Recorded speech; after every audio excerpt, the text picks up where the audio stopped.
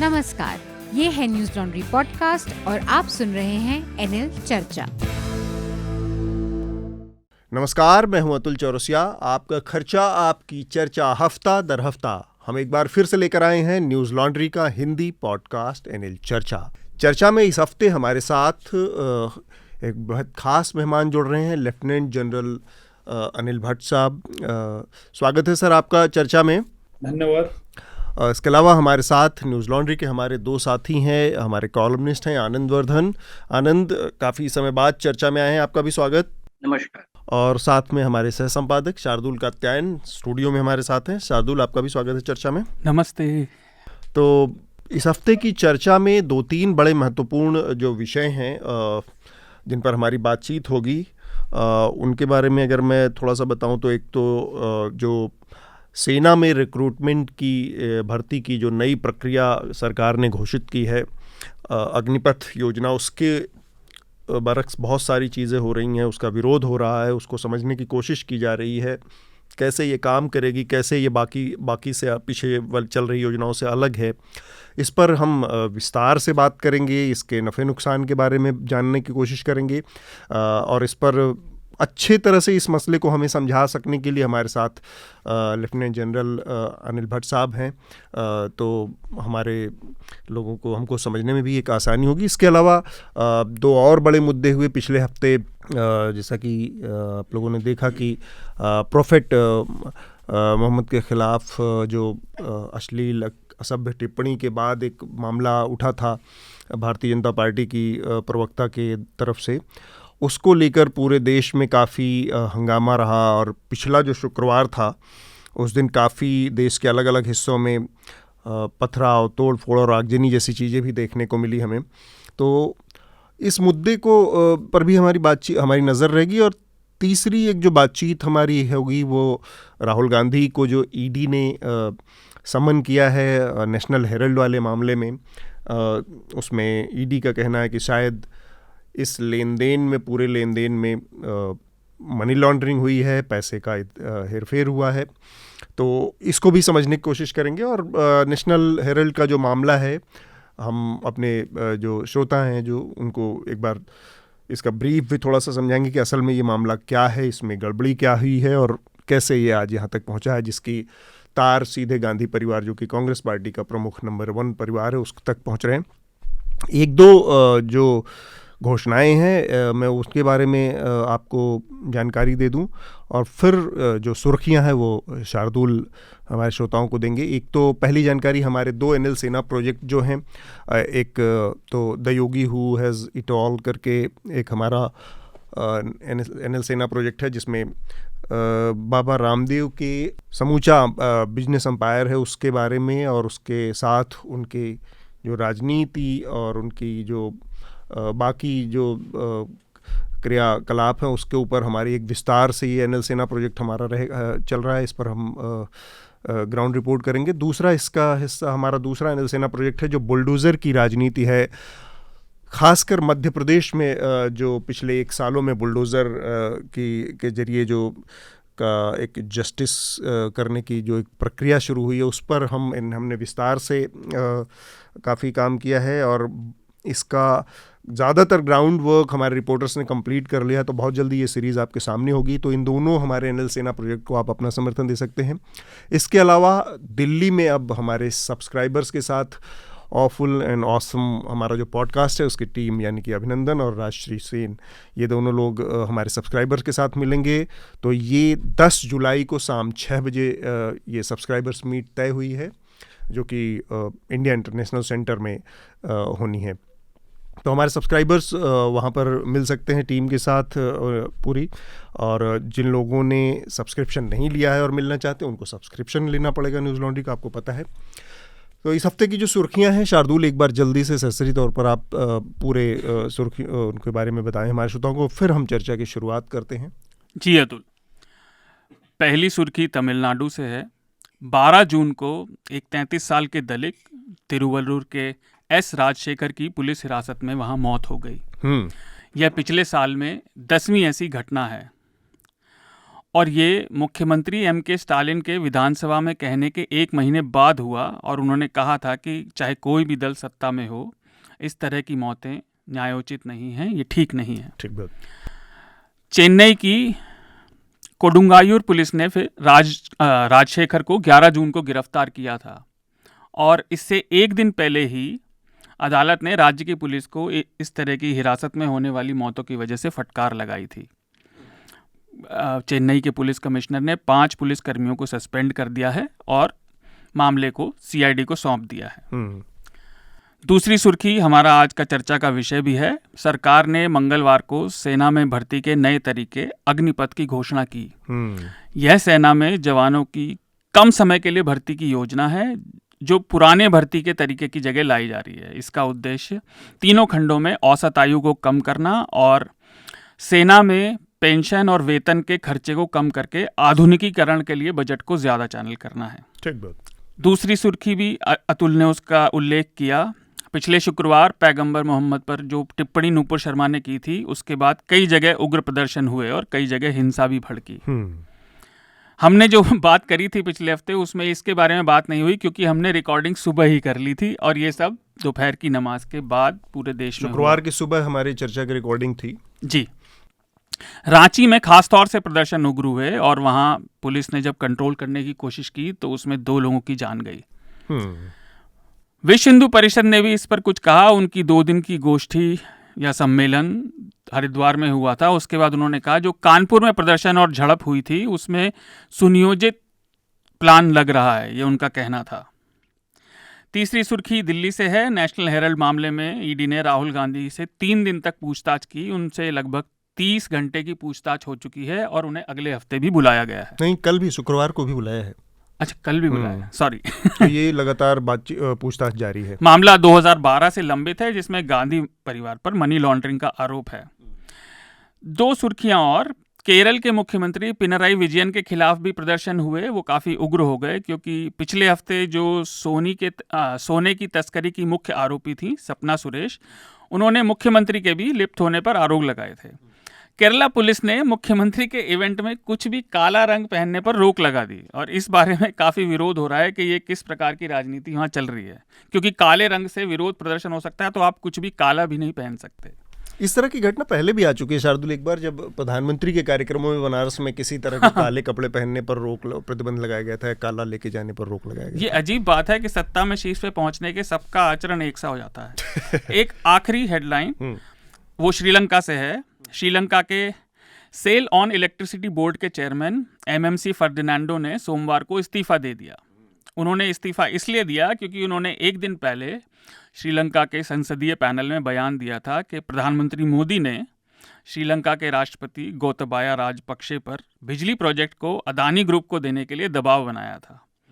हालांकि अगले दिन फर्डिनांडो ने इसे वापस ले लिया और कहा मैं बहुत इमोशनल हो गया था तो इसलिए मैंने बयान दे दिया। श्रीलंका में ये राजनीतिक मुद्दा गर्मा गया है और विपक्ष इस मामले पे सरकार को घेर रहा है। उन्होंने अपना बयान वापस ले लिया था, इसके बावजूद उनको इस्तीफा देना पड़ा। जाहिर सी बात है, एक बड़ा राजनीतिक विवाद हो गया वहाँ पर श्रीलंका में ये, और भारत में भी इसकी गूंज सुनाई दी। और बड़ी मज़ेदार है कि इस पर हमने हमारे न्यूज़ लॉन्ड्री पर एक रिपोर्ट है, अगर आप चाहें तो पढ़ सकते हैं, क्योंकि आमतौर पर अडानी एक ग्रुप जो है वो बड़ा बिजनेस ग्रुप है भारत का, तो बिजनेस के अखबार इस तरह की चीज़ों को कैसे लेते हैं नहीं लेते हैं उस पर हमारी नज़र थी। और हमने पाया कि ज़्यादातर जो हमारे बिजनेस न्यूज़पेपर हैं उनने इस पर बातचीत करने से या इसको रिपोर्ट करने से परहेज किया, जो कि अपने आप में बड़े आश्चर्य की बात है। इतने बड़े तो इसके अलावा हमारे सब्सक्राइबर्स के लेटर्स भी होंगे, वो 1-2 हम पढ़ेंगे। हम अपनी चर्चा को शुरू करते हैं।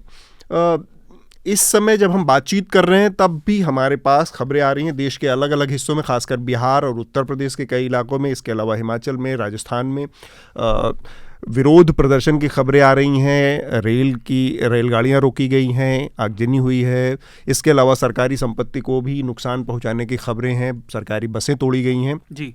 ये सब हो रहा है जो अग्निपथ योजना सरकार ने सेना में भर्ती के लिए घोषणा की है। हमारे साथ लेफ्टिनेंट जनरल साहब हैं।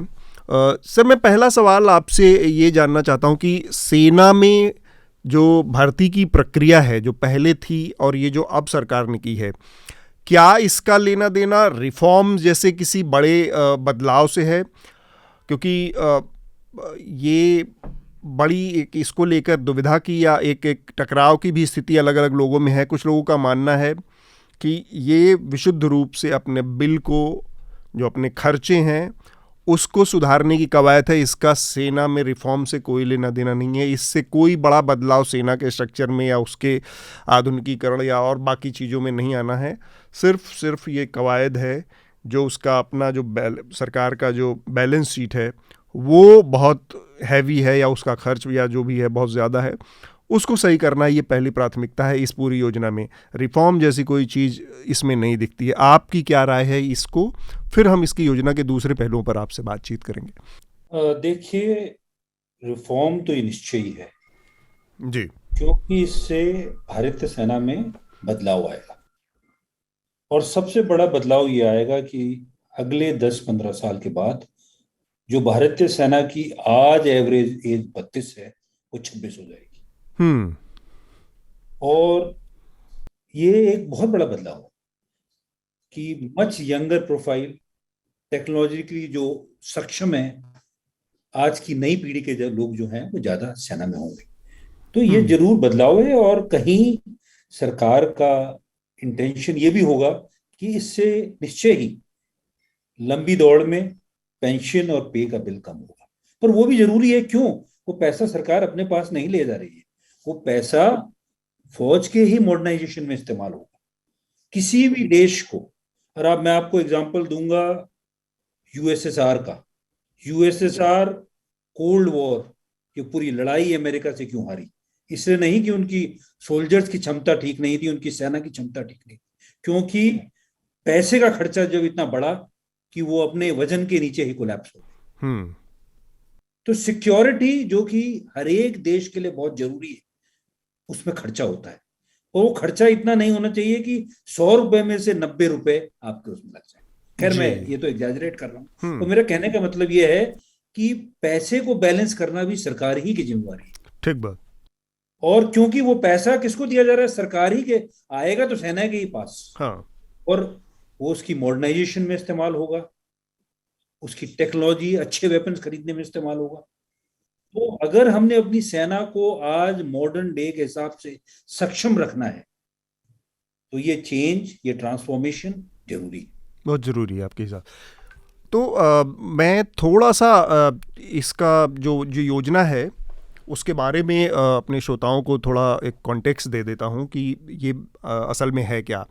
इसके तहत अब सरकार ने जो घोषणा की है अग्निपथ योजना के तहत 4 साल का शॉर्ट टर्म कमीशन एक तरह से होगा, जो जवान होंगे सेना के वो दिया जाएगा। और इसकी जो मोटी मोटा जो वेतन और उसके जो दूसरे बेनिफिट्स हैं वो ये हैं कि 4 साल की सर्विस के बाद उनको एक लमसम मोटा 11 लाख रुपए के आसपास का अमाउंट उनको मिलेगा एक मुश्त, और उसके बाद वो रिटायर हो जाएंगे। और अभी जो बजट के नज़रिए से थोड़ा सा अगर मैं एक नज़रिया दूं तो भारत का जो सेना का बजट है इस वित्त वर्ष का वो 5,25,000 करोड़ के आसपास का बजट है, जिसमें से 1,28,000 करोड़ रुपए पेंशन के मद में जाता है और इतना ही करीब 1,35,000 करोड़ के आसपास जो है वो टोटल तनख्वाह जो वेतन है उसमें जा रहा है। तो मिला जुला के करीब देखें अगर हम तो 50% के आसपास का जो हिस्सा है वो वेतन और पेंशन में जा रहा है। ये एक स्थिति है। बाकी का जो आर्मी के मॉडर्नाइजेशन और वो जो स्कीम से जो योजनाएं चल रही हैं उस सब में चलता है जाता है।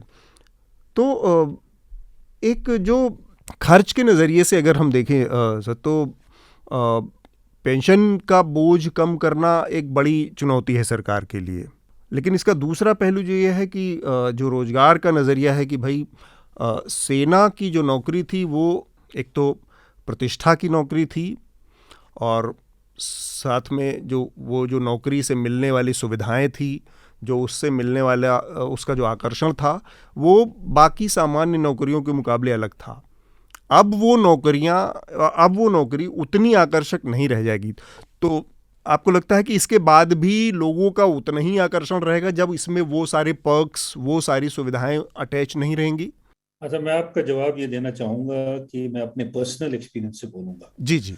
मैं 16.5 साल की उम्र में ट्रेनिंग के लिए एनडीए और आईएमए चला गया था। जी। उस समय मुझे न पर्क से मतलब था, न प्रिविलेजेस से मतलब था कि मेरी प्रिविलेजेस सिविल के कंपैरिजन में अच्छी होंगी, ये बढ़िया होंगी। मेरे लिए ये था कि मैं देश सेवा करूंगा, मैं यूनिफॉर्म पहनूंगा।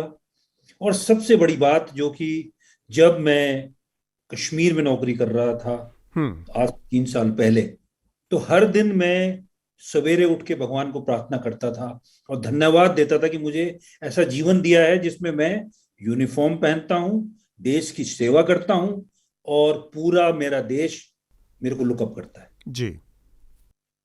तो सेना की नौकरी प्रतिष्ठा के लिए, उसके लिए है कि आपको जो इज्जत मिलती है, बिल्कुल। हाँ। आपको जो मान मिलता है, वो पैसे के लिए सिर्फ नहीं है। और आप इसका एक फायदा देखिए, दूसरी तरफ देखिए, अब हम अगर अग्निवीर लेंगे और 4 साल बाद और अग्निवीर आते रहेंगे, तो इसका मतलब ज्यादा लोगों को सेना की एक्सपीरियंस करने का मौका मिलेगा, 4 गुना ज्यादा मिलेगा, क्योंकि सिर्फ 25% रखे जाएंगे। तो हर 4 साल में और जवानों को ये मौका मिल रहा है और पॉपुलेशन को ये मौका मिल रहा है कि वो मिलिट्री का एक्सपीरियंस ले, वहां के जो अच्छी चीजें हैं उनको सीखे और उसके बाद में समाज में बाहर जाकर अच्छे सैनिक बनकर नेशन बिल्डिंग में सपोर्ट कर सके। एक ये देखने का तरीका है।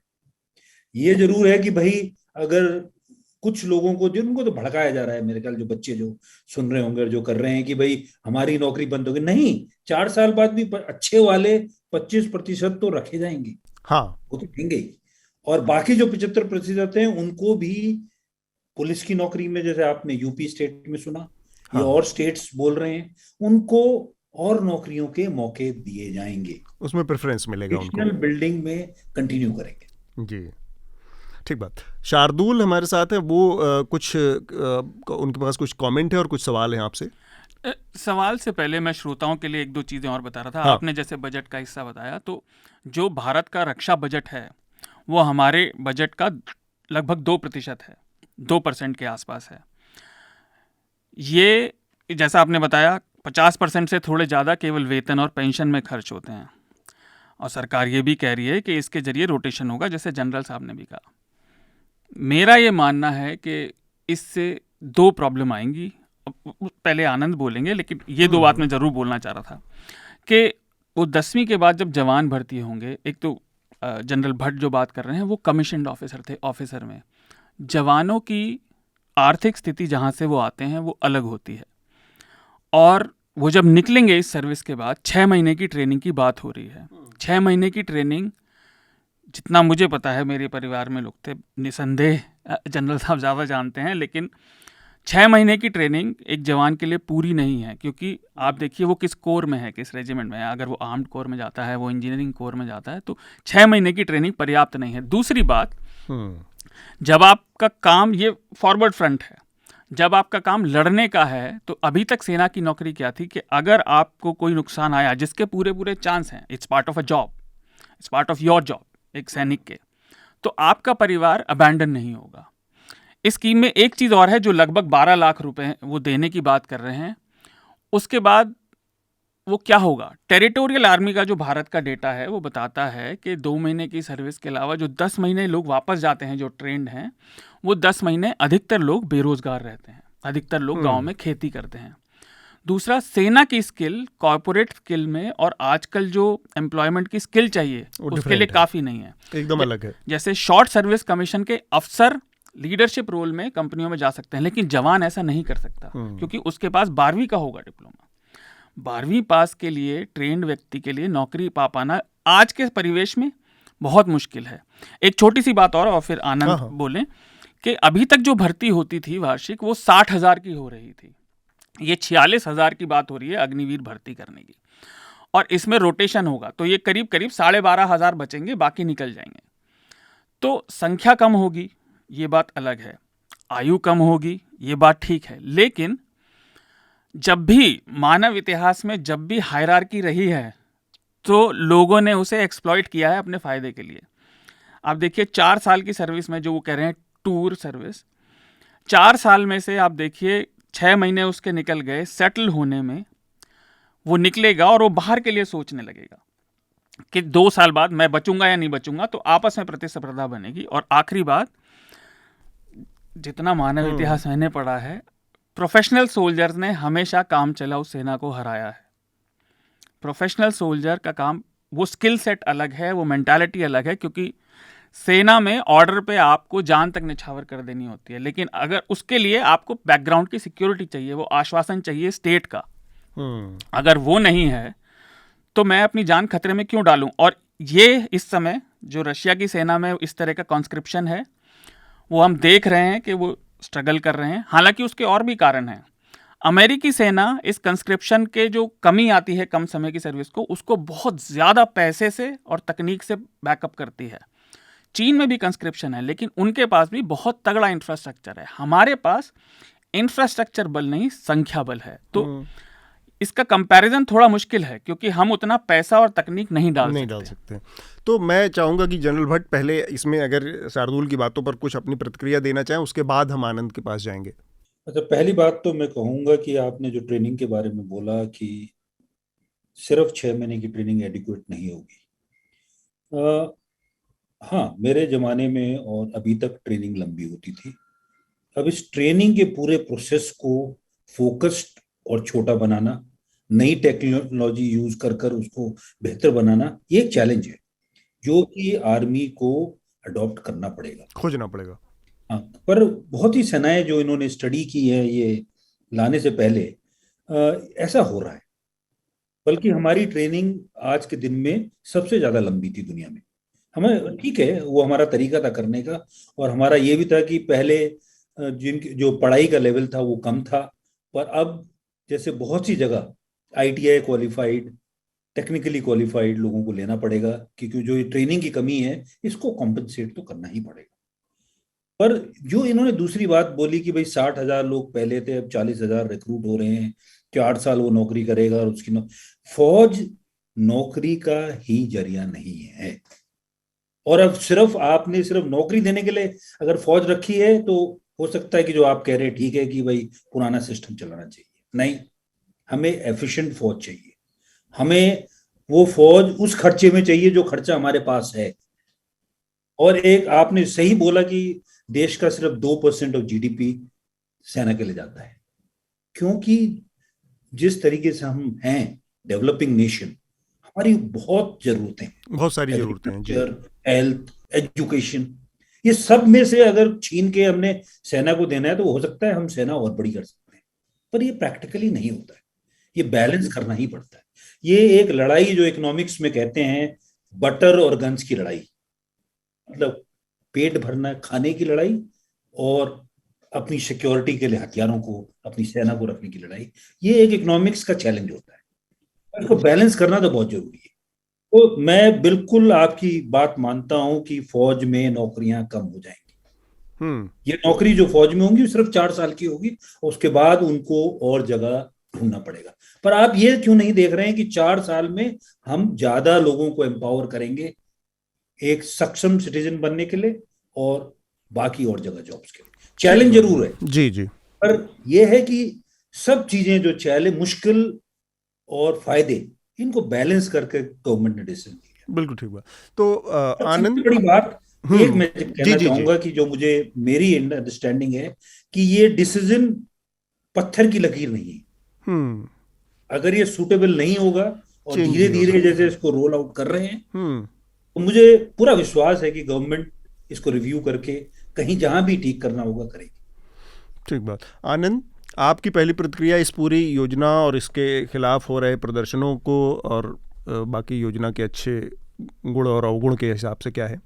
देखिए, बहुत बातें तो इसमें कवर हो गई हैं। 2-3 चीजों पर मैं अपनी बात सीमित रखूंगा। पहला है कि जो वित्तीय पक्ष है वो तो जैसे विश्लेषण हो रहा है उसका सरकार, लेकिन वित्तीय पक्ष को बहुत सामने रख के इस नई स्कीम का उद्देश्य तो नहीं रहेगी मेरे ख्याल से।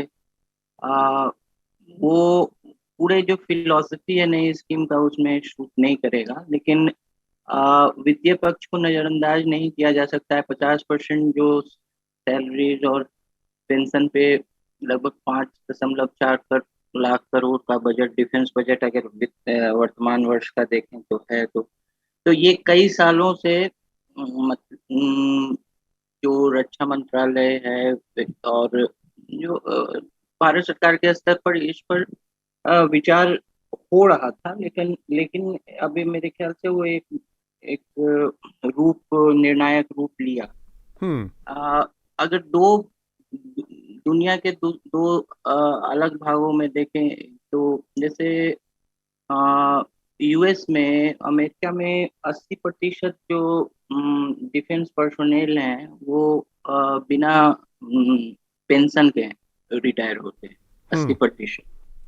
और लेकिन एक और महत्वपूर्ण बात है कि चाइना में जो इतनी बड़ी फौज है उसमें पिछले 8 वर्षों में या 9 वर्षों में देखें तो करीब 50% उन्होंने जो है थल सेना में रिट्रेंचमेंट छटनी की है।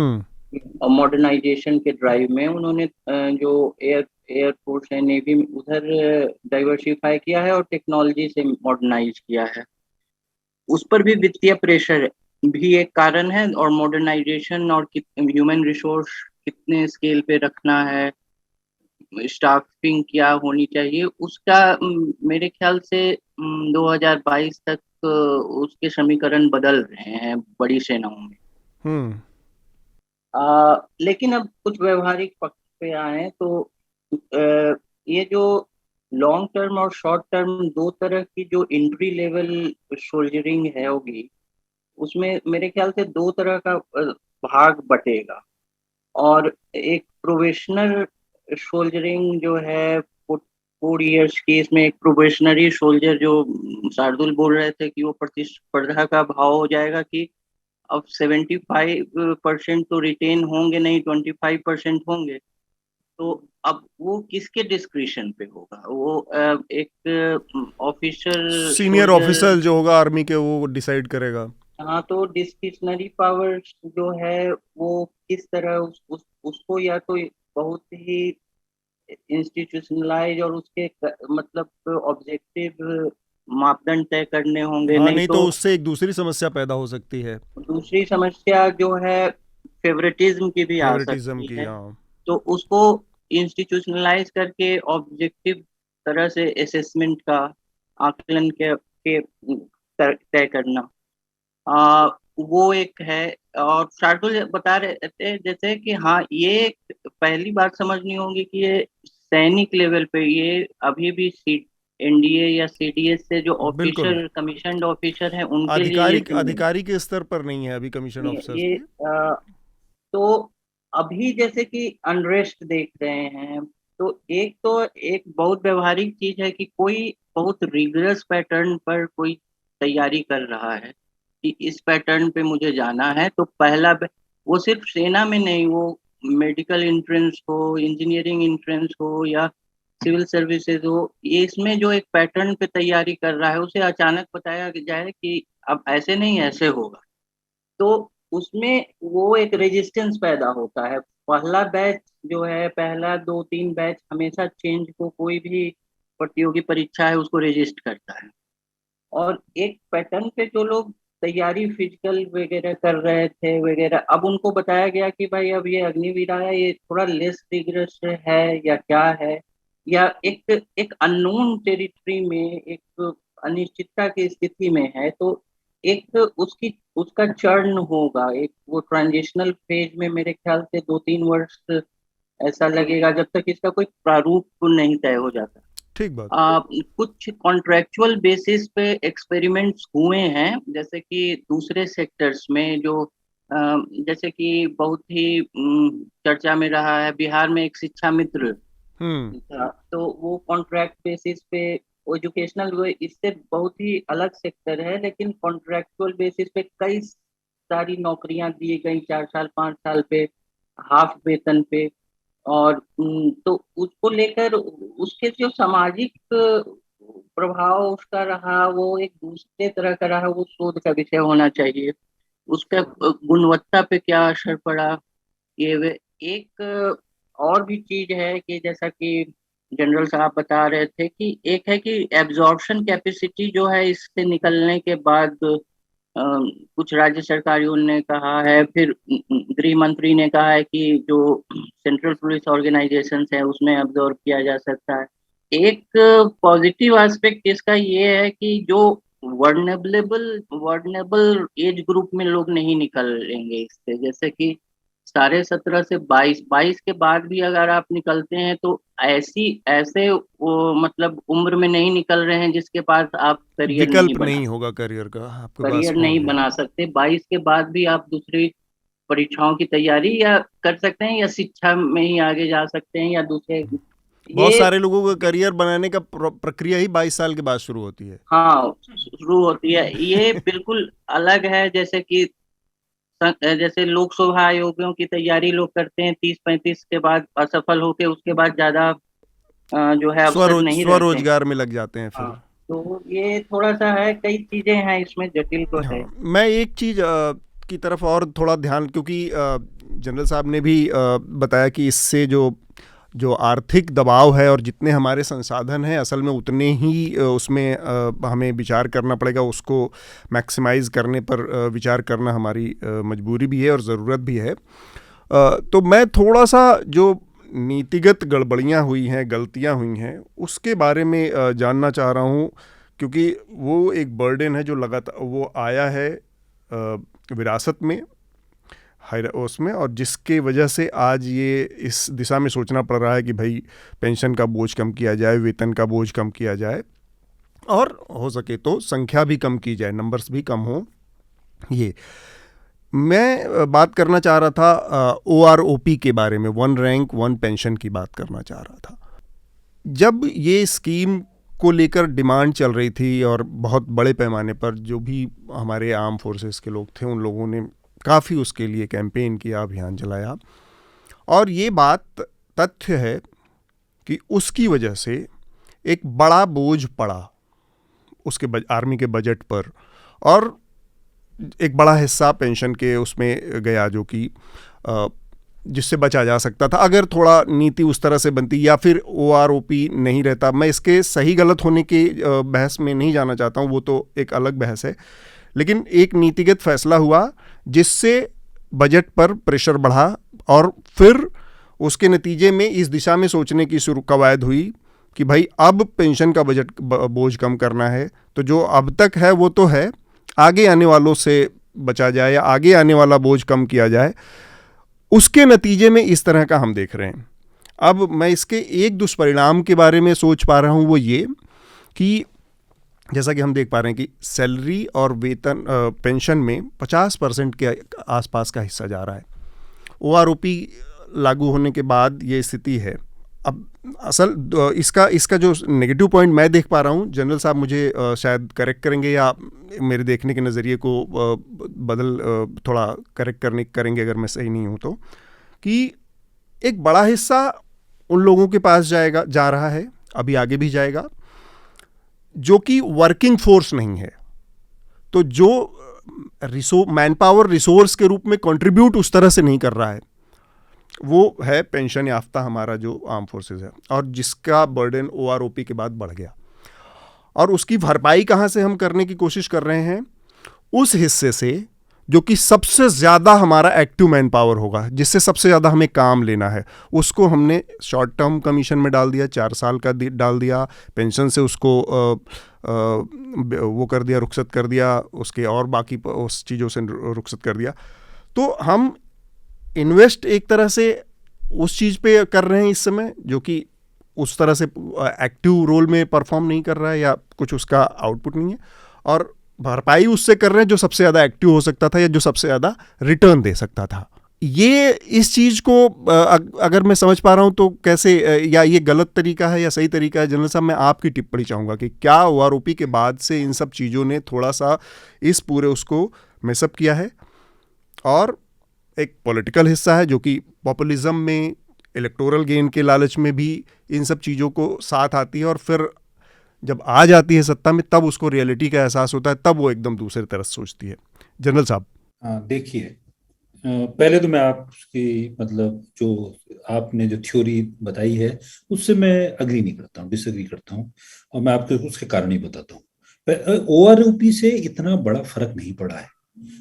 इसका फर्क कि पेंशन बिल क्यों बढ़ा है और सालों से क्यों बढ़ता रहा है 1947 से अब तक, उसका एक मेन कारण है, और वो कारण है कि हमारी लॉन्गेविटी।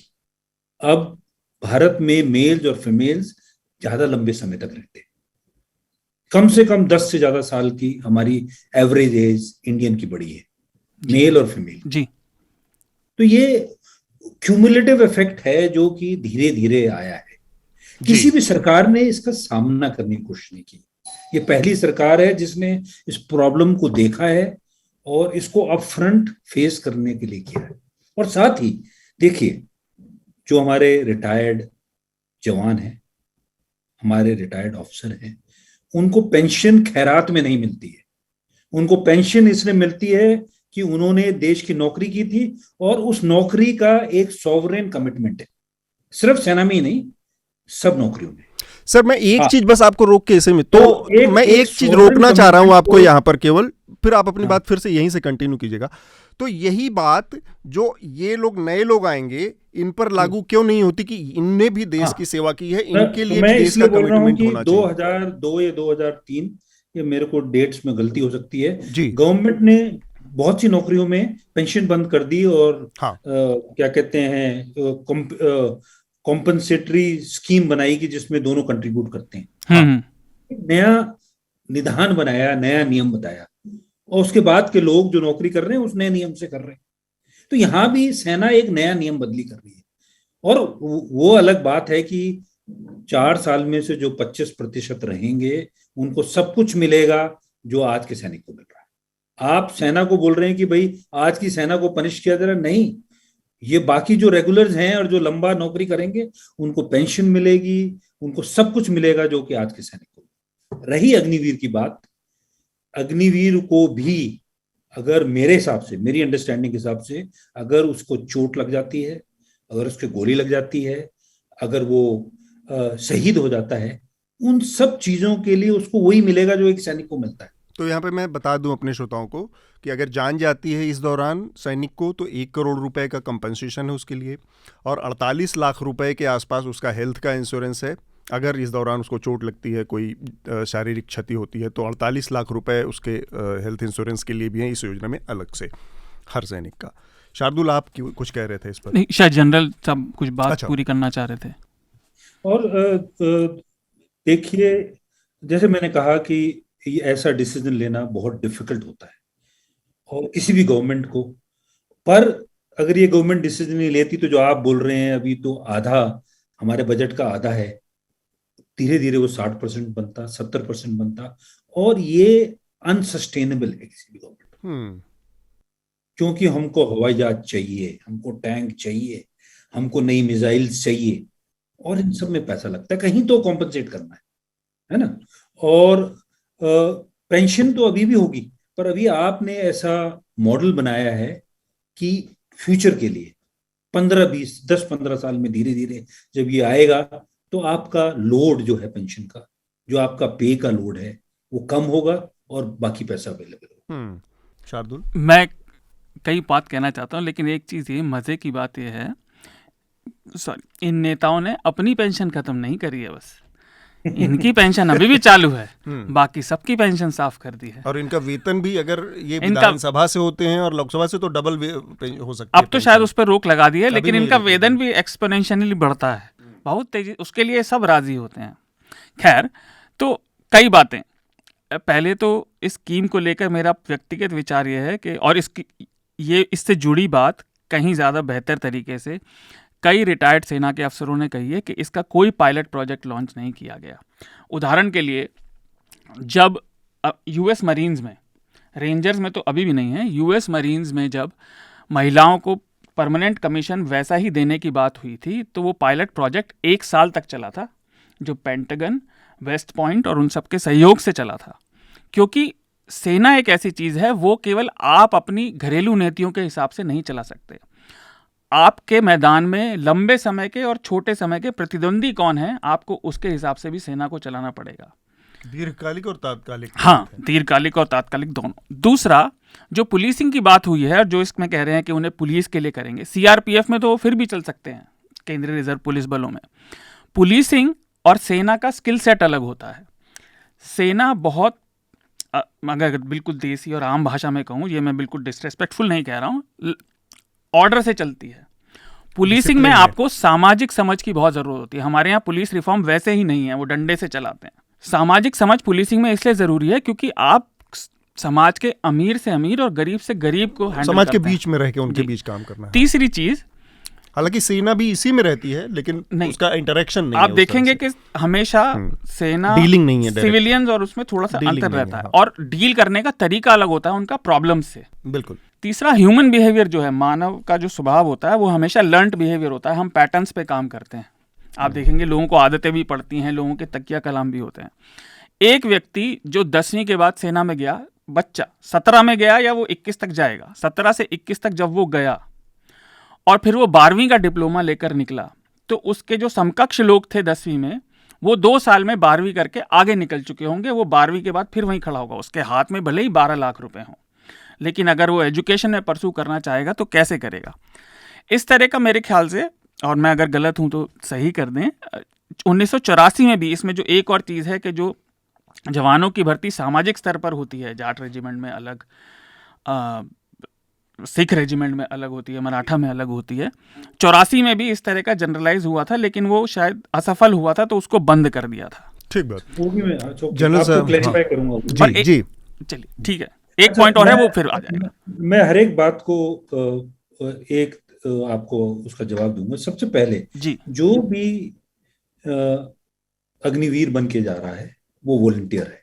अगर वो चाहता है कि 10वीं के बाद में वो पढ़ाई करे, तो जरूरी नहीं है कि उसको अग्निवीर बन के आना है और 4 साल सेना में देना है। वो टोटली एक वॉलंटियर प्रोसेस है। तो हाँ, वो थोड़ा आप जैसे कह रहे हैं कि पीछे हो जाएगा, वो 12th के बाद में आएगा, पर थोड़ा कॉम्पनसेशन एज में निश्चय ही मुझे विश्वास है कि सरकार देगी उसको कॉम्पनसेट करने के लिए। बाकी उसकी क्षमता और पढ़ाई वो उसका अपना पर्सनल डिसीजन है और उसको खुद मेहनत करनी पड़ेगी। ठीक बात है। अब मेरा जहां तक ये सवाल है कि बिल्कुल आप सही कह रहे हैं, सेना का काम और पुलिस का काम बिल्कुल ही भिन्न है। पर क्या मैं ये नहीं चाहूंगा कि मेरे पुलिस वाले मेरे सैनिकों की तरह हों? शायद उनका रिस्पॉन्स, उनकी रिस्पेक्टफुलनेस, उनका काम करने का तरीका इन ऑर्गेनाइजेशंस को बेहतर बनाए। ये सिर्फ मेरा एक विचार है, ये नहीं कि ये सच बहुत सारे अलग अलग लोगों के अलग अलग सोच हो सकती है। है। अलग विचार है। मैं तो सोचता हूं कि जिस ऑर्गेनाइजेशन में भी वो जाएंगे, उस ऑर्गेनाइजेशन की फाइबर को इम्प्रूव करेंगे, बेटर करेंगे और वही नेशनल बिल्डिंग में बढ़ाएंगे।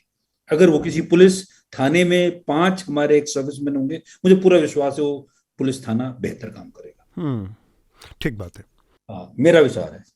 अब आपने बोला कि पायलट प्रोजेक्ट, बिल्कुल निश्चय ही मैं भी ये विश्वास करता हूं कि जब भी कोई चीज की जाए तो पहले उसको पायलट प्रोजेक्ट से, उसको ट्रायल से किया जाए तो बेहतर है। पर इस अग्निवीर में पायलट प्रोजेक्ट नेचुरली है। मैं आपको कैसे समझाता हूं।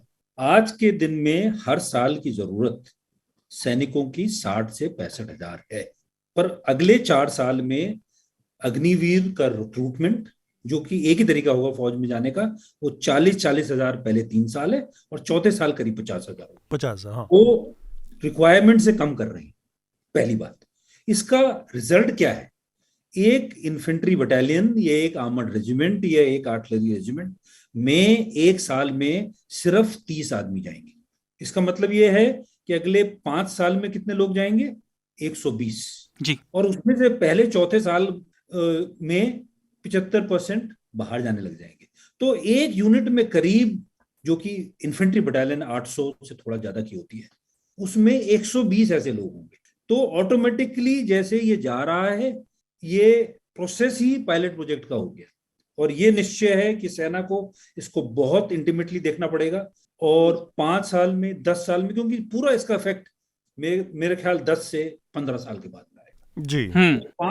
तो पहले 5 या 10 साल ये पायलट ही प्रोजेक्ट है। बिल्कुल ठीक। आनंद में इससे कम करते तो शायद इसके जो इफेक्टिव रिजल्ट है उसका गलत परसेप्शन मिल जाता। हाँ, पूरे नतीजे सामने नहीं आते। जी। बात है। तो मेरे को भी पहले ये लगा कि ये पायलट प्रोजेक्ट होना चाहिए, पर जब ये मेरे को आज के सर्विंग टॉप ब्रास ने समझाया, वो मैं आपको समझाने की कोशिश करूंगा। ठीक बात है। एक दो छोटी बातें, फिर आनंद की टिप्पणी। जनरल साहब, मैं आपकी बात से कुछ से डिसएग्री करता हूँ, लेकिन रेस्पेक्टफुली। आपको पक्का, आप यंग हैं, आप आज की दुनिया देख रहे हैं, और आपके विचार, आप डेफिनेटली अग्री, हर चीज में अग्री करना किसी भी अच्छी ऑर्गेनाइजेशन के लिए ठीक, जी। देश नहीं। एक दो बातें और फिर आनंद अपनी टिप्पणी दें। जो ये ऑनरेबल डिस्चार्ज है कम समय के बाद, यूएस में काफी लंबे समय से चल रहा है, वियतनाम वॉर के बाद से। ये जनरल बहुत कम स्टैटिस्टिक्स बताते हैं, बहुत कम लोगों के लिए सक्सेसफुल रहा है। इससे उनकी जीवन में परेशानियां बढ़ी हैं, क्योंकि एक तो उनका ट्रॉमा होता है, बैटलफील्ड ट्रॉमा एक अलग तरह का ट्रॉमा है फॉरवर्ड सर्विस का। दूसरा, जो जनरल साहब ने बात कही थी कि एजिंग पॉपुलेशन है, उसके लिए एजिंग पॉपुलेशन को कंपेंसेट करने का ऐसा नहीं हो सकता जैसे मैंने राजनीतिकों का कहा। क्यों? क्योंकि हमारे यहाँ सोशल सपोर्ट सिस्टम उतने नहीं है करने के। जितने लोग बाहर निकलेंगे, आप देखिए पुलिस में भर्ती ऑलरेडी नहीं हो रही, वो फिर उसी ब्यूरोक्रेसी में फंसेंगे। मुझे व्यक्तिगत तौर पर डर ये है कि ये फिर वेपन्स यूज करने में ट्रेंड, लेकिन फिर भी यंग और बेरोजगार, इस पर हम बात करेंगे, राजनीति का थोड़ा फॉर्डर ना बन जाए। एग्जैक्टली, इस पर हम थोड़ा डिटेल से और उस झल्लाहट का आउटलेट कौन पे हम बनेगा। थोड़ा सा आनंद एक चीज और मैं जो आप बोल रहे हैं, हाँ। ये एक एग्जैजरेटेड फियर है, और मैं इसका कारण बताता हूँ। बेसिकली ये स्पेकुलेटिव है ज्यादा, लेकिन ये एक वाजिब। मेरीन्स जो हैं कि जो बहुत वेल ट्रेंड और 4 साल बाद 75% जाते रहे हैं, अगर आप अमेरिका की स्टडी करें तो कहीं वायलेंस में उनका कहीं रोल नहीं है। हाँ, एक आधा कोई होगा, पर वो भी मेरे को पता नहीं है। पर ऐसा नहीं है कि वो सोसाइटी के वायलेंट मेंबर्स बन जाते हैं, बल्कि तो मैं तो कहता हूं उनकी खूबियां देखें। ज्यादातर वो लोग जहां भी जाएंगे ऑर्गेनाइजेशन को तगड़ा करेंगे। ठीक बात है। आनंद में ये जो खतरा है कि भाई वो अनसोशल एलिमेंट से मिसयूज होंगे, एक थ्योरेटिकल है। बिल्कुल नहीं सर, इसमें इसको एक दूसरे तरीके से देखने की जरूरत है। सेना ने सही ट्रेनिंग और वैल्यूज दी हैं तो ऐसा होना थोड़ा मुश्किल होगा। एक इसको दूसरा नजरिया है देखने का सर, लेकिन मैं चूंकि 4 साल के बाद ये 75% लोग निकलने लगेंगे, और जैसा कि मैक्सिमम उनकी एज उस समय तक होगी जिसकी 21 में हुई होगी, वो 25 का होगा उस समय, या जिसकी 17.5 में होगा वो 22 का होगा, 21-22, तो काफ़ी यंग पॉपुलेशन होगी। और 75% ज़रूरी नहीं है कि ये, तो एक ये बहुत वाजिब सा खतरा लोगों के दिमाग में आता है कि एक बड़ी आबादी धीरे धीरे तैयार होगी जो कि कॉम्बैट ट्रेनिंग, जिसके पास आर्म्ड की ट्रेनिंग है, बहुत ही फिट, सबसे मॉडर्न ट्रेनिंग जो है उसके पास, हथियार चलाने की, फाइट करने की, इस सब से पारंगत लोग जब बेरोजगारी और उससे जूझेंगे। मैं कह रहा हूँ कि आपने जैसा बताया, और हम भी हमको भी ये उम्मीद करनी चाहिए कि बहुत सारे लोग दूसरे और भी तरह तरह के जॉब्स में चले जाएंगे। लेकिन जिस तरह का जॉब का सिनेरियो हमारे देश में, जिस तरह की बेरोजगारी का स्तर है, उसमें बहुत संभावना है, बहुत संभावना नहीं, मैं तो कहूँगा कि इस बात की 100% संभावना है कि इसमें बहुत सारे लोग बेरोजगार रह जाएंगे। तो और ये एक जांचा परखा और तथ्यात्मक तौर पे स्थापित तथ्य है कि जहाँ पर बेरोजगारी बढ़ी है वहाँ पर क्राइम, इस तरह की चीज़ें भी बढ़ती हैं। तो जब इतने वेल ट्रेंड लोग बेरोजगार होंगे, समाज के बीच में रह रहे होंगे, तो वो एक देखने का या कम से कम अंदाज़ा लगाने का, अटकल लगाने का या अनुमान लगाने की ही बात है कि ऐसे लोग, ऐसे बेरोजगार कई किस्म की दूसरे तरह की समस्याएं खड़ी कर सकते हैं। और ये भले ही आज की तारीख में ये लगता है कि अनुमान पर है या अटकलबाजी है या एग्जैजरेशन है, लेकिन ये खतरा है। और कम से कम as a civil society, as a senior army officer, आप जैसे लोग या जो हमारा रूलिंग क्लास है, मतलब पॉलिटिकल क्लास है, उन सब को इस तरह के खतरों को देखना चाहिए या इसका कम से कम आकलन करके रखना चाहिए। आप जो बोल रहे हैं कि इसको मतलब टोटल इग्नोर नहीं किया जा सकता, पर ये ही राज धर्म होगा, ये ही आर्मी का रिस्पॉन्सिबिलिटी होगी कि ये बाहर भी जाएं तो इनकी पूरी मदद करनी है, चाहे अपना खुद काम करें, चाहे अपने गांव में जाके फिर अपनी खेती शुरू करें, या ये इनको अच्छे जॉब मिले, इनको प्लेसमेंट में, इनको यूजफुल मेंबर बनाने में इनकी ऑर्गेनाइजेशन जो कि हमारी सेना, आर्मी, नेवी और एयरफोर्स होगी, और साथ ही गवर्नमेंट का ये राजधर्म है कि इनको भी ये करना पड़ेगा। हाँ आनंद, मैं चाह रहा हूँ कि आप अपनी इस पर टिप्पणी दें।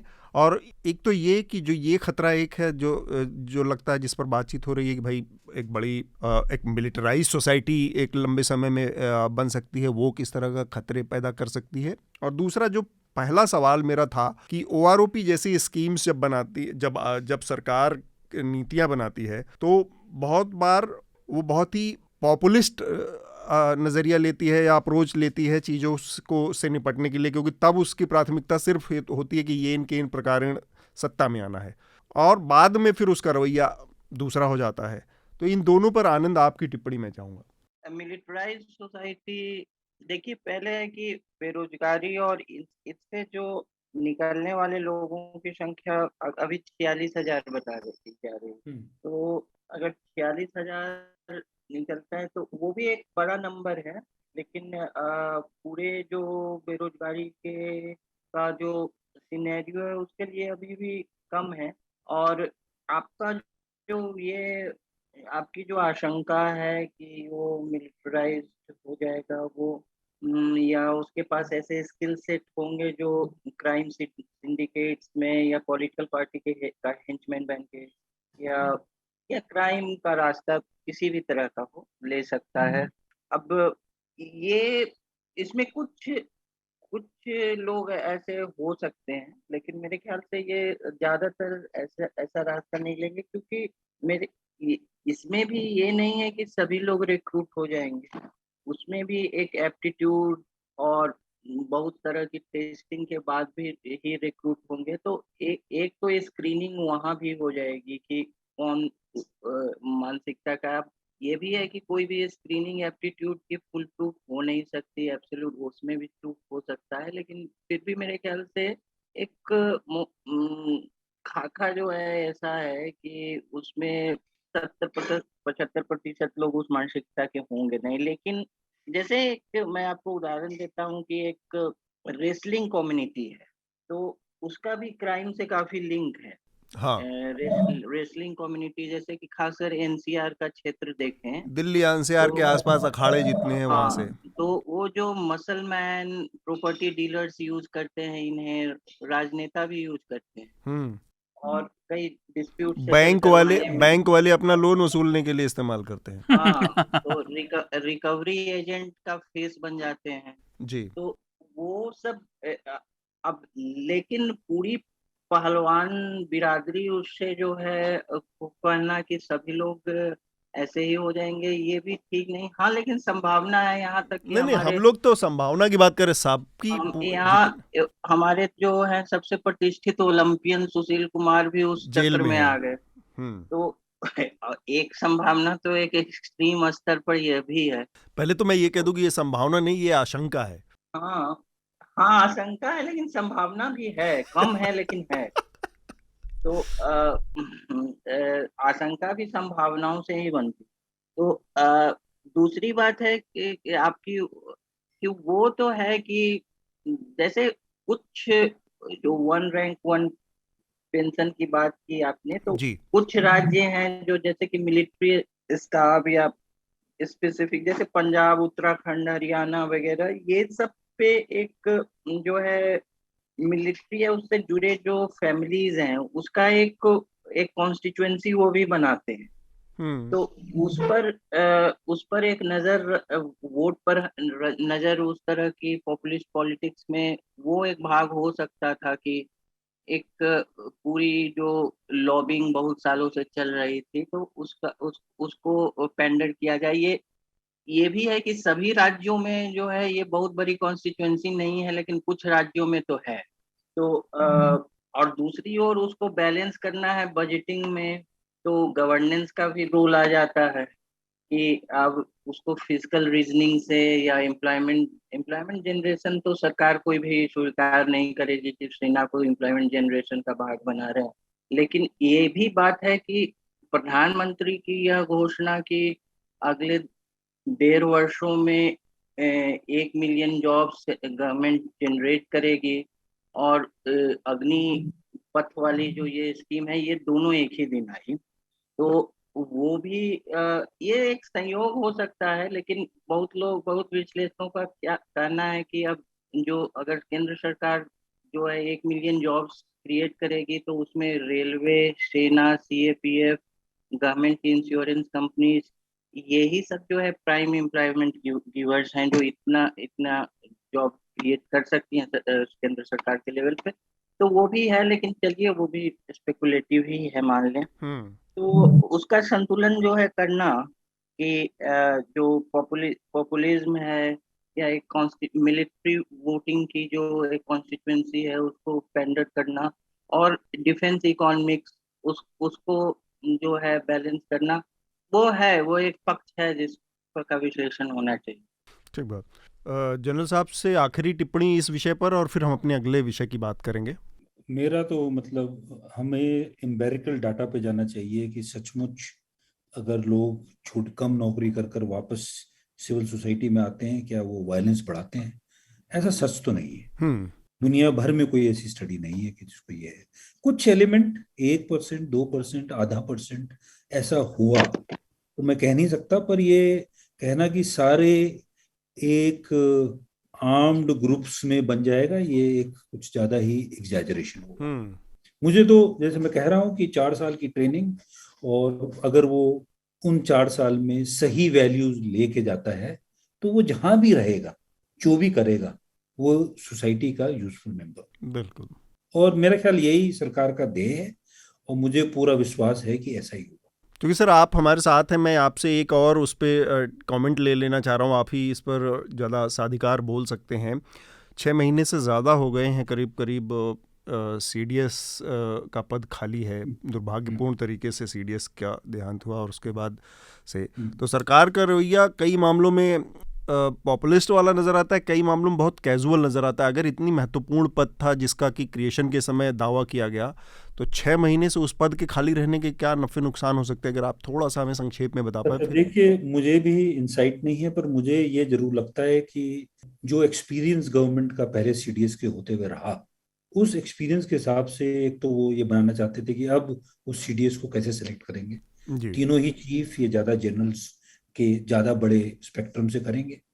मे बी ये सरकार की खोज कि नया CDS की खोज जो है, और पॉलिसी वगैरह आपको पता है जब बदली होती है, जैसे अभी कुछ ही दिन पहले ये नई पॉलिसी आई है कि सारे लेफ्टिनेंट जनरल्स और जो रिटायर भी हुए हैं और 62 साल से कम हैं, उनको CDS बना सकते हैं। तो ये गवर्नमेंट का आगे दूर बड़े लंबी दौड़ के लिए इलाज। जो आप कह रहे हैं कि भाई 6 महीने CDS को खाली रख के क्या सेना में इससे फर्क पड़ा? नहीं। और इसका कारण ये है कि CDS एक लॉन्ग टर्म काम वाली अपॉइंटमेंट है। वो ऐसी नहीं है कि जो ऑपरेशनल है। ऑपरेशनल आज के दिन में हमारे तीनों चीफ हैं, उनको एक दिन भी हम खाली नहीं रह सकते। CDS जब तक उसकी ऑपरेशनल रिस्पॉन्सिबिलिटी नहीं, वहां पर एक स्ट्रक्चर है, 3 चीफ हैं कि काम हो सकता है। हाँ, जरूरी ये है कि अगर ये जल्दी होता तो बेहतर होता, पर फिर भी कोई गवर्नमेंट के कारण होंगे कि उन्होंने इस निश्चय को लेने में थोड़ा समय लगाया।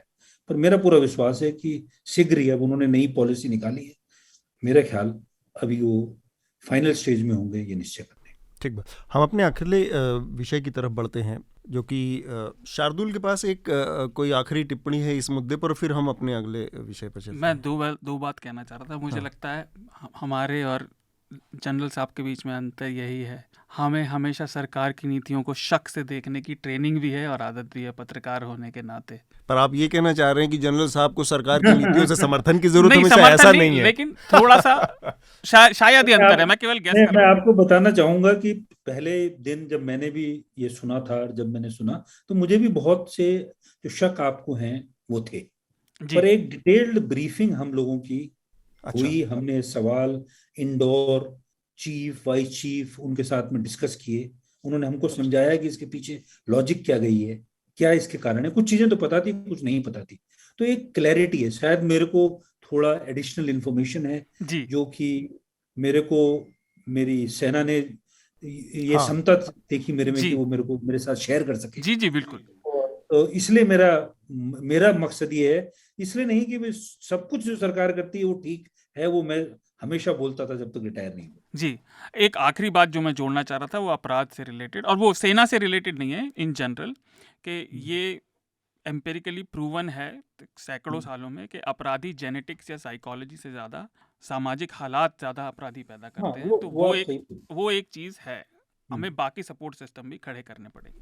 हाँ, बिल्कुल ठीक। बिल्कुल बिल्कुल, मतलब वो सपोर्ट सिस्टम, जैसे मैं कहता हूँ, वो सरकार का राजधर्म है और हमारा सेना का, प्रेजेंट सर्विंग सेना का भी धर्म है कि उन 75% जो हर साल निकलेंगे उनकी देखभाल करना, उनको लाइफ में सेटल करने में मदद करना। क्योंकि एक बार 4 साल के लिए अगर वो सेना में आते हैं तो वो हमारे अभिन्न हिस्से हैं। असल में डिमोनेटाइजेशन के बाद बड़ा डर लगता है सरकार के से, एकदम झटके से काम हो जाता है। खैर, तो हम अपने अगले विषय की तरफ बढ़ेंगे। जैसा कि मुझे बताया गया था जनरल साहब ने, हाँ आपसे अगर अनुमति लेके, जी बिल्कुल, मैं यही कहने जा रहा था कि जनरल साहब को हम यहाँ पर अब छोड़ेंगे, और आगे की चर्चा हमारी जारी रहेगी आनंद और शार्दुल के साथ। मैं बस ये चाहूँगा कि जो एक रिकमेंडेशन की प्रक्रिया होती है सर, वो आप एक रिकमेंड कर दें कुछ हमारे श्रोताओं के लिए, कुछ भी, कोई फिल्म, किताब, म्यूजिक, लेख। मैं सबको बोलूँगा, और ये मेरा जो आज मैं काम कर रहा हूँ रिटायरमेंट के बाद में, मैं इंडियन स्पेस एसोसिएशन का डायरेक्टर जनरल हूँ जी, और मेरा काम है पूरे देश में स्पेस का इकोसिस्टम बढ़ाना जी, ज़्यादा से ज़्यादा यूथ को स्पेस में काम करने के लिए प्रोत्साहित करना। तो अमेरिका में मैं ये बताना चाहूँगा कि पहले स्पेस जो था वो सरकारी काम था हर जगह दुनिया में। अमेरिका में नासा, इंडिया में इसरो। पर तब अमेरिका में एक आदमी आया जिसका नाम है एलोन मस्क, आपने सुना होगा। एलन मस्क जी। और एलोन मस्क ने स्पेस की दुनिया को बिल्कुल बदली कर दिया। उसने रॉकेट उड़ाने की कीमत को 1/4 कर दिया और जो चीज सरकार में होती थी उसको प्राइवेटाइज कर दिया। तो मैं हर एक को ये रिकमेंड करूंगा कि इस आदमी की जो ऑटोबायोग्राफी है एलन मस्क की, वो पढ़ा जाए। एक एग्जाम्पल है वो कि कैसे आदमी अपने पूरे पैसे लगा के इतना बड़ा रिस्क ले सकता है और अपनी एक नई चीज में, स्पेस में एक रेवोल्यूशन ला सकता है। बहुत बहुत धन्यवाद। एलन मस्क की ऑटोबायोग्राफी अब हिंदी में ट्रांसलेट होकर भी अवेलेबल है और ये बुक मैं सबके लिए रिकमेंड करूँ। बहुत बहुत धन्यवाद जनरल भट्ट साहब। धन्यवाद। Thank you sir, thank you so much. तो हमारा अगला जो विषय है, हम उस पर, यही हमारा आज का आखिरी विषय है, जो कि पिछले हफ्ते बहुत सारा बवाल, दंगा फसाद हुआ नूपुर शर्मा के बयान के बाद, और जुमे की नमाज के ठीक बाद पूरे देश के अलग अलग शहरों में आगजनी और पथराव और इस तरह की घटनाएं हुई। उसके बाद उसकी प्रतिक्रिया में उत्तर प्रदेश में हमने बुलडोज़र की घटनाएं देखी, सरकार ने बुलडोज़र चलवाया और वो एक बड़ा मुद्दा बन गया कि किस तरह से, हालांकि बुलडोज़र चलने की प्रक्रिया जो है वो एक कंटिन्यूएशन में चल रही है, लगातार अलग अलग मौक़ों पर उत्तर प्रदेश सरकार और मध्य प्रदेश में भी सरकार बुलडोज़र से न्याय करने का प्रयास कर रही है और उसको लेकर विवाद हुआ।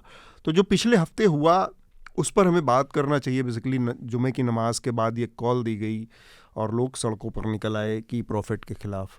एक तो ये चीज़ है बार बार जिसको, जो कई बार मिस हो जाती है, कि लोग ये कंपेयर करते हैं कि भाई हम हिंदुओं के देवी देवताओं पर भी कमेंट होते हैं, तब तो ऐसा नहीं होता, या जब मुसलमानों के ऊपर होता है तब होता है। तो एक तो उस सेंसिबिलिटी को भी थोड़ा सा हमें इस समय समझने की ज़रूरत है कि हमारे यहाँ इस तरह की बड़ी लंबी परंपरा रही है। देवताओं के ऊपर चुटकुले बनाना, उसको शेयर करना आपस में, उसकी बड़ी एक परंपरा है। ऐसा नहीं है कि ऐसा कोई नई बात है या उससे किसी का अपमान होता है। तो वो एक इंटेंसिक पार्ट रहा है। आनंद इस पर और ज़्यादा रोशनी डालेंगे कि ये ट्रेडिशन में कैसे होता है। जबकि इस्लाम के नज़रिए से देखें तो प्रॉफिट के ऊपर कम से कम कोई बात कही गई या कुरान के ऊपर कही गई बात एक दूसरे तरीके से आकार लेती है, उसको उसकी सेंसिबिलिटी एकदम दूसरे तरह के। फिर भी जो हुआ, नमाज पढ़ने के बाद निकलकर जिस तरह के दृश्य आए सामने, उससे वो एक सवाल बार बार खड़ा होता है कि किसी भी धर्म के मानने वाले आप हों, आपके देवी देवता जिनको आप इतना बड़ा मानते हैं, जिनके बारे में आपका मानना है कि उनकी ही रचना है ये पूरी दुनिया, ये सृष्टि, वो इतने कमज़ोर नहीं हो सकते कि इंसानों के कहने से, इंसानों के कमेंट से, इंसानों के उससे। ये बात ठीक है कि कानून को अपना काम करना चाहिए, अब बाकी जो संस्थाएं हैं या जो इंस्टीट्यूशन हैं उनको अपना काम ईमानदारी से करना चाहिए। वहाँ पर लैक हो सकता है, उसके लिए दूसरे तरीके। एक तो इस पर इतना रिएक्ट करना, इस लेवल तक जाके, वो एक थोड़ा सा जिसको कहते हैं कि अस्वीकार्य बात है। और दूसरा कि आपके विरोध के तरीके क्या होंगे। आपके विरोध में अगर हिंसा है, आपके विरोध में अगर आगजनी है, पथराव है, तो आपका विरोध ऐसे भी इलेजिटिमेट हो जाता है, अवैध हो जाता है, क्योंकि इस तरीके से आप कुछ भी हासिल नहीं कर सकते हैं। और मैंने पिछले बार अपनी टिप्पणी में भी, और मैं फिर वही बात दोहराऊंगा कि और इसका सबसे बड़ा उदाहरण है, और आप गांधीवादी तरीकों से आंदोलन करके सरकार, चाहे कितनी भी निरंकुश हो सरकारें, उसको आप पिछले पांव पर ला सकते हैं। सबसे बड़ा ताज़ा जो उदाहरण है वो शाहीन बाग का आंदोलन है।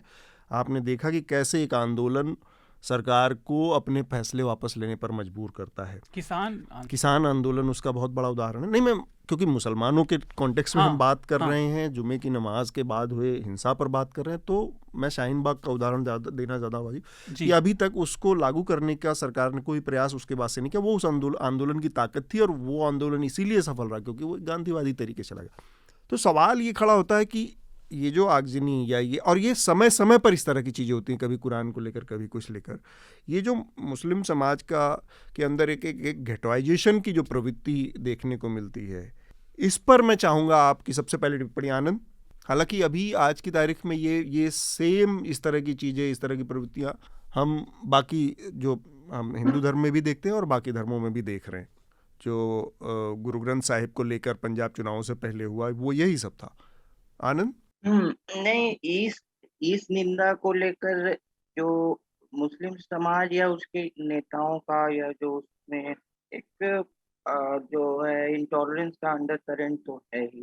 तो क्योंकि 2009 का, मैं जैसे कि एक उदाहरण है मीडिया की दुनिया से कि स्टेट्समैन ने एक इंडिपेंडेंट अखबार से एक लेख छापा जो कि रिप्रोड्यूस्ड था इंडिपेंडेंट अखबार से। तो स्टेट्समैन ने छापा उसे, वो क्रिटिकल था प्रॉफिट को लेके। और विडंबना ये है कि उस लेख में यह भी बात थी कि जो सभी धर्मों के आलोचना या करने में इस्लाम अपवाद क्यों।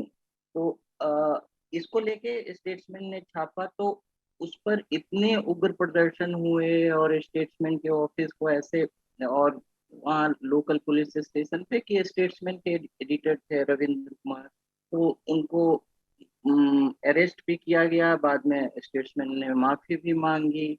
ये तो एक अंग्रेजी अखबार जो कि जो लिबरल, ज्यादातर एक दो छोड़ दे, लिबरल स्पेस का बहुत कस्टोडियन भारत में माना जाता है, उसको घुटने तक आ जाना पड़ा। इतनी पुरानी संस्था स्टेट्समैन है। तो ये मतलब मुझे ये अभी भी ये बहुत ऐसा नहीं है कि लोग नहीं जानते हैं, लेकिन मुझे ये बहुत स्ट्राइकिंग एग्जाम्पल लगता है मीडिया की दुनिया। एक एडिटर का इस तरह माफी मांगना, अरेस्ट होना, और इसकी चर्चा भी कम होती, जबकि बहुत पुरानी बात नहीं है, 2009 की बात। तो एक अभी और दूसरी ओर जो आप बोल रहे हैं कि जैसे अब उसमें जो है एक ऑफस्केशन हो सकता है कि अब कुछ लोग बोल रहे हैं कि हिंदू देवी देवता अपने टर्म्स पे मौत होते हैं, तो ये होते हैं, वो एक अलग बात है। लेकिन जो कॉम्पिटिटिव विक्टिमहुड का तो जो एक्सट्रीम तत्व है, लाभ उठाएं, ये कॉम्पिटिटिव विक्टिमहुड का भाव लाएंगे। अब एक बार 2012 में जब सलमान रुश्दी नहीं आ पाए थे वो जयपुर लिट फेस्ट में, तो उन्होंने इंडिया टुडे के प्लेटफॉर्म से एक बात बोली थी इसी को लेके कि टॉलरेंस हमें जो है वेस्ट से नहीं सीखना है।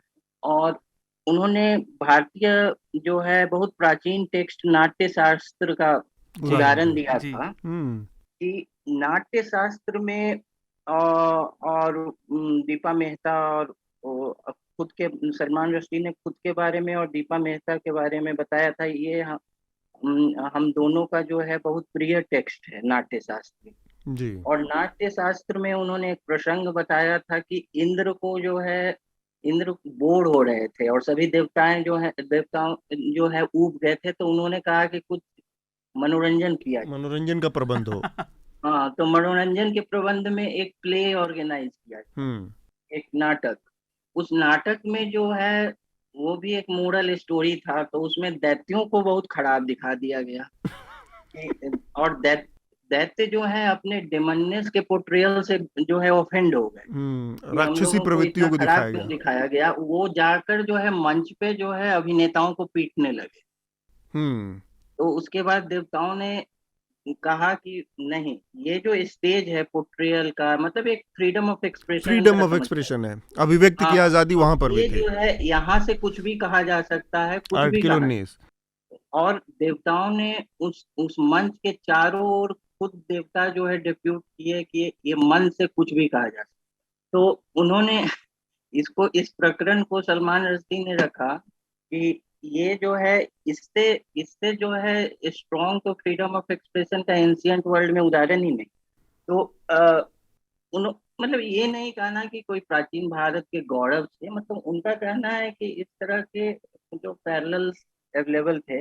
ये मैं इसलिए बोल रहा हूँ कि भारत में ये सब कुछ हो रहा है। और एग्जैक्टली। आपको अभी यूके में एक बहुत मजेदार बात हुई कि एक जी प्रॉफिट मोहम्मद साहब की पुत्री जो है फातिमा को लेकर एक फिल्म बन रही है, हाँ। हाँ, कि बनी। उसका नाम है लेडी ऑफ द हेवन। और वो सकारात्मक फिल्म है, ऐसा नहीं कि उसमें आलोचना की गई है या कुछ गलत चित्रण है, या उनके परिवार को अच्छा दिखाया गया है, काफी पॉजिटिवली दिखाया गया है। लेकिन सेल्फ सेंसरशिप में वो लोगों ने जो है सिनेमा हॉल में लंदन में ब्रैडफोर्ड वगैरह ये सब में दिखाया ही नहीं। तो किसी ने टिप्पणी की कि ये फिल्म जो है आलोचकों ने ये फिल्म जो है को बहुत गलत ठहरा दिया। फिल्म आलोचकों की जीत है ये, उन फिल्म आलोचकों की जीत है जिन्होंने फिल्म देखा ही नहीं है, क्योंकि वो देखा ही नहीं जा सकता। ये कोई बहुत विचित्र स्थिति है कि ब्रैडफोर्ड के फिल्म क्रिटिक्स की वो जीत है वो फिल्म। तो है ये असही। असल में मैं उसी बात पर आना चाह रहा था कि ये जो साइकी है मुस्लिम समाज में, मतलब भारत के नज़रिए से ही अगर हम बात करें तो ये इतना टची रवैया जो है, इतना जो छुई या संवेदनशील रवैया जो है, और किसी भी हद की हिंसा पे आ जाना, और कितना सच है कितना झूठ है, पर ये नारे अगर किसी ने कहीं मैं पढ़ रहा था कि गुस्ताखे रसूल की एक सजा सर तन से जुदा, तो इस तरह के नारे लगाना, मतलब इस लाइक मिडिवल टाइम में कहीं जी रहे हैं जहाँ पर आप सर काटने और इस तरह की बकवास करे जा रहे हैं। और नहीं, जैसे एक ये भी चीज है कि जैसे उस स्पोक्समैन पे मान लीजिए कार्रवाई भी की जाए तो आईपीसी में भी जो है उसकी सजा जो है बिहेडिंग तो नहीं। एग्जैक्टली मैं वही कह रहा हूँ ना कि सजा अगर उसकी कुछ होगी जो आईपीसी में तय होगी, उसी आधार पे आप सजा की मांग कर सकते हैं। और वो लेकिन जो ये साइकी है उस पर थोड़ा सा हमें फिर भी बात करना चाहिए कि एक इनसिक्योरिटी तो है। इससे पहले से भी ऐसा नहीं कि ये साइकी मोदी सरकार के आने के बाद मजबूत हुई है, बढ़ी है, वो असुरक्षा बढ़ी है, इसमें कोई शक नहीं है। लेकिन अब जैसे वही है कि भाई हमने तमाम खबरें देखी हैं इधर बीच में, यानी कि सोसाइटियाँ ये लगाने लगी कि भाई मुस्लिम इज़ नॉट अलाउड किसी सोसाइटी में, या मुसलमानों को किराए पर घर नहीं देंगे किसी पर्टिकुलर सोसाइटी में, तमाम जगहों पर ये है। तो ये जो घेटवाइजेशन है मुसलमानों का, या जो जिसकी बात बार बार कहते, इसमें केवल मुसलमान ही जिम्मेदार नहीं है, हम खुद उसमें बहुत बढ़ के चढ़ के अपना योगदान दे रहे हैं। तो ये भी एक पहलू है उसका जिसको हमें ध्यान रखना चाहिए। लेकिन अंदर से जो आवाज़ें आनी चाहिए सैनिटी की, समझदारी की, मौके पर टोकने की, भाई ठीक है ये इतनी बड़ी चीज़ है, या ये बात जो हुई इसकी ये सज़ा होनी चाहिए, इसके लिए ये नहीं कर सकते कि आप सड़क पे निकल जाएंगे, ठेले वाले का ठेला फूंक देंगे, बस वाले का, वो ऑटो वाले का पलट देंगे, आग लगा देंगे। कोई चीज़ किसी विरोध और उसके बीच में एक तारतम्य और उसके तरीके में जो एक अंतर है इतना बढ़ चढ़ के, वो एक बड़ा मसला है। शार्दुल, आपकी टिप्पणी, और फिर आखिर में एक बार आनंद के पास जाएंगे और हम आगे बढ़ेंगे रिकमेंडेशन की तरफ। फिर जी देखिए, भावना की बात हो रही है तो सबसे पहले मैं भावना की जब बात हो तो दुर्भावना से कोई बात नहीं होनी चाहिए। गीता का एक बड़ा सार है कि मन के घोड़ों पे दिमाग की लगाम हमेशा रहनी चाहिए, और आलोचना का विरोध आप ये नहीं कर सकते सर तन से जुदा, वो आज की समझ से किसी भी लेवल पर स्वीकार्य नहीं होगा। विरोध प्रदर्शन शांतिपूर्वक होना चाहिए, और उस शांतिपूर्वक विरोध ने बड़े से बड़े, जैसा आपने बताया, अवरोधों को पार किया है।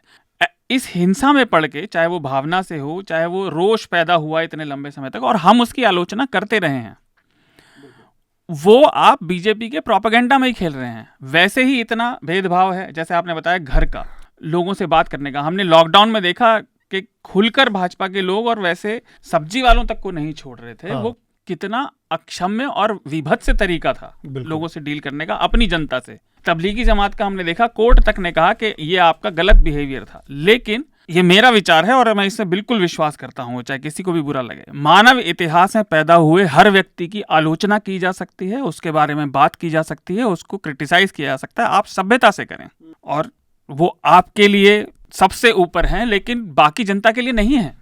इस दुनिया में इस समय 7.6 या 7.7 बिलियन लोग हैं, उनमें से 1.8 के लिए वो है ना, बाकी के लिए नहीं है।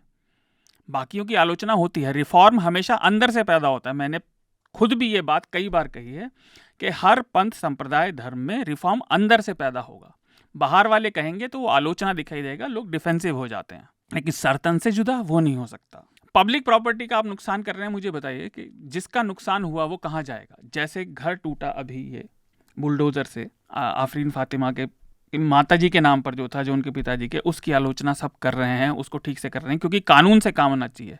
हम सब ने जब अग्री किया कि कानून के हिसाब से हम रहेंगे इस मॉडर्न समाज में, तो वही होगा। एक आखिरी चीज़ मैं पॉलिटिकल पॉइंट करना चाहूँगा, वो मुस्लिम समाज के से नहीं है। लिबरल लोग बड़ी गाली बक रहे थे। मैंने एक छोटी सी बात कही थी तो लोग कहने लगे कि सवर्ण हिंदू और उनके पीढ़ियाँ भी मरें, और तरह तरह की उल्टी सीधी बातें। तो नम्रतापूर्वक, लेकिन अधिकतर लोग उस पे से यंग लोग थे, अच्छे खासे अच्छी जगह पढ़े हुए कॉलेजों में लोग हैं। तो जब तक आपने गरीबी नहीं देखी, पर आपने कहा क्या था ये तो पहले बताइए। मैंने ये कहा था कि भाई देखिए, ये हिंसा ठीक नहीं है, ये आपके पॉइंट को ही कम करती है।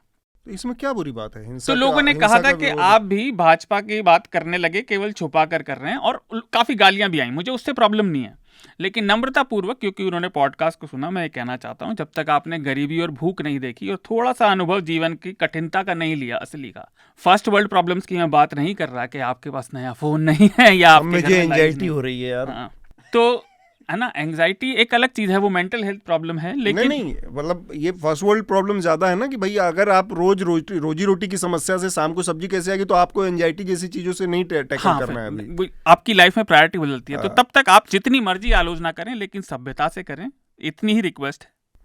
ठीक बात। आनंद, आपकी आखिरी टिप्पणी? नहीं, ठीक है, मेरे ख्याल से दोनों विषयों पे बहुत हो गए चर्चा। हम अब चर्चा के इस पड़ाव पर हैं जहां से रिकमेंडेशन की प्रक्रिया पूरी कर ली है। सबसे पहले मैं आनंद से ही चाहूंगा कि अगर आप अपना रिकमेंडेशन दें और रिपीट ना करें हफ्ता वाला, तो और बेहतर है। एक आउटलुक मैगजीन में एक कवर स्टोरी कुछ सप्ताह पहले आया था। वो मेरे ख्याल से राजनीतिक दृष्टि से, राजनीतिक समझदारी की दृष्टि से सबको पढ़नी चाहिए। और ऐसा नहीं कि वो कॉम्प्रिहेंसिव या कोई लास्ट वर्ड है, उसमें और बहुत चीजें करने की जरूरत है। राहुल वर्मा जो एक एकेडमिक हैं, हाँ, CSDS से जुड़े हैं शायद। हाँ, तो उन्होंने एक कवर स्टोरी लिखी है, खासकर उन्होंने पिछले चुनावों को देखकर, और भी पहले भी उन्होंने मतलब इलेक्शन स्टडीज उनका स्पेशलाइजेशन है। तो उन्होंने रैंक एंड फाइल, जो पॉलिटिकल कार्यकर्ता हैं, जो काडर है, उस पर उन्होंने cover story different political parties का लिखा है, और उनकी वो कितना कैजुअल काम है या कितना फुल टाइम काम जी। और वो लोग परिवार कैसे चलाते हैं, उन लोगों की खुद की मान्यताएं क्या है, उनका डेमोग्राफिक प्रोफाइल क्या है। और कई उसमें भ्रांतियां भी लोगों की ध्वस्त की हैं कि ऐसा नहीं है कि कोई पॉलिटिकल पार्टी का कोई है तो वो उसकी मान्यता वो है या उसका डेमोग्राफिक। तो और क्या ये भी कुछ और भी बेसिक प्रैक्टिकल प्रश्न उठाए हैं उन्होंने कि उनमें से सैलरी भी किसी को मिलती है, कौन पार्टियां सैलरी देती हैं, कौन नहीं देती हैं, किनको क्या पैसा मिलता है, आय का स्रोत क्या है। क्यों झंडा लेके चलने वाले और या बूथ पे दौड़ने वाले या नेता के पीछे रैली में ये लोग हैं कौन? ठीक बात। तो इसका अध्ययन बहुत जरूरी है जी। और क्योंकि नेचर पॉलिटिकल कार्य, नेचर ऑफ पॉलिटिकल वर्क क्या है इस देश में, मतलब पॉलिटिकल वर्क तो टॉप ब्रैस का, बड़े बड़े नेताओं का हम जानते हैं, लेकिन नीचे क्या है, तो ये मेरे ख्याल से एक रोचक स्टडी है और महत्वपूर्ण भी। दूसरा, मैं वही एक जो अभी ब्रैडफोर्ड वाली बात बोल रहा था कि वो जो फिल्म आई और सेल्फ सेंसरशिप, उस पे एक रोचक निबंध स्पेक्टेटर में डगलस मरे ने लिखा है कि how the critics of Bradford won. तो ब्रैडफोर्ड एक जगह है जहाँ एशियन पॉपुलेशन कुछ ज्यादा है और उसने कैसे एक मतलब इनफॉर्मल दबाव बना के वहाँ के सिनेमा घरों में वो फिल्म प्रदर्शित ही नहीं होनी थी। तो एक बहुत कोई उग्र प्रदर्शन या वगैरह से नहीं, थोड़ा प्रदर्शन होगा भी, लेकिन तो कैसे यहाँ क्रिटिक्स ऑफ फिल्म क्रिटिक्स का कहने का मतलब उनका है जो बिना फिल्म देखे ही राय बना लेते हैं, उनसे है कि वो कैसे जीत गए। तो वो थोड़ा मजाकिया अंदाज में भी लिखा है, लेकिन मजाक में उन्होंने कई सारा इंफॉर्मेशन भी दिया है। वो मैं दूसरा रिकमेंडेशन। ठीक बात। शार्दुल, आपका रिकमेंडेशन? मेरे 4 रिकमेंडेशन है इसमें।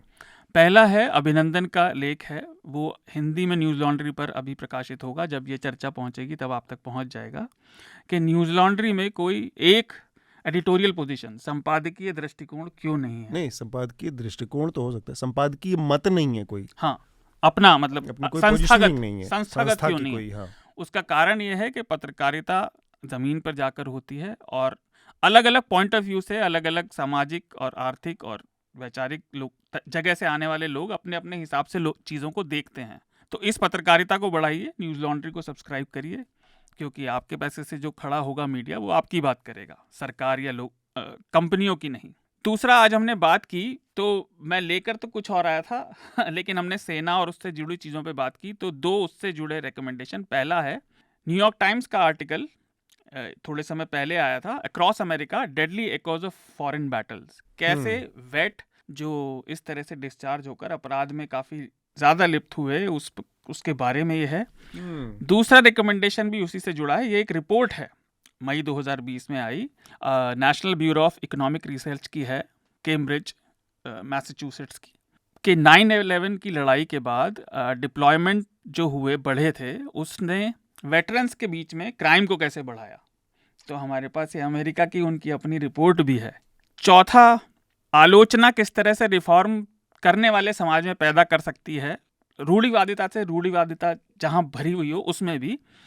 तो आदि शंकराचार्य को पढ़ें, पवन वर्मा की अभी हाल ही की किताब है आदि शंकराचार्य के ऊपर, कुछ वर्ष पहले लिखी हुई, वो। ये 4 रिकमेंडेशन है। ठीक बात। तो इतना हैवी रिकमेंडेशन के बाद मैं 2 हल्के फुल्के रिकमेंडेशन करना चाह रहा हूँ। एक तो ये जो पूरा अग्निपथ और अग्निवीर योजना सरकार की आई है, इससे रिलेटेड इंडियन एक्सप्रेस में प्रताप भानु मेहता का एक लेख है, why Agnipath is not the reform the arm forces need. तो एक ये है मेरा रिकमेंडेशन। इसमें बहुत ही नुआंस चीज़ें हैं जो कि इस स्कीम से जुड़ी, और उस पर हमने उसके कई पहलुओं पर हमने बात भी की है। एक ये लेख है।